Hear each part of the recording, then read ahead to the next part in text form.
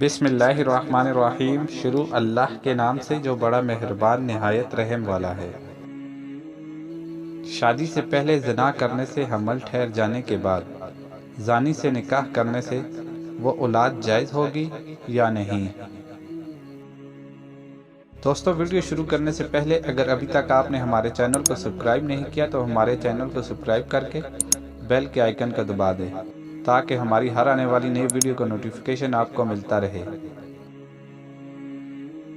نکاح سے پہلے منکوحہ اجنبی کے حکم میں ہوتی ہے، اس سے اختلاط ناجائز ہوتا ہے اور اس سے ہم بستری کرنا زنا کہلاتا ہے۔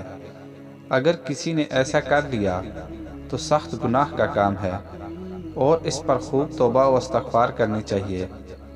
باقی زنا کرنے کی وجہ سے حمل ٹھہرنے کے بعد زانی سے نکاح کرنے کی صورت میں اگر نکاح کے 6 مہینے بعد اس حمل سے بچہ پیدا ہو تو وہ بچہ ثابت النسب ہوگا، لیکن اگر نکاح کے بعد 6 ماہ گزرنے سے پہلے ہی بچہ پیدا ہو گیا تو پھر اس بچہ کا اس زانی سے نسب ثابت نہیں ہوگا اور وہ بچہ ولد الزنا ہی کہلائے گا۔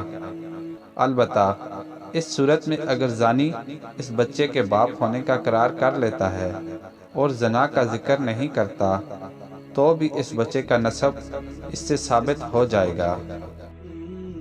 بھائیو، اللہ تعالیٰ سے دعا ہے کہ اللہ تعالیٰ ہمیں ایسے تمام گناہوں سے بچنے کی توفیق عطا فرمائے، آمین۔ ویڈیو اچھی لگے تو ویڈیو کو لائک کرنا نہ بھولے۔ شکریہ۔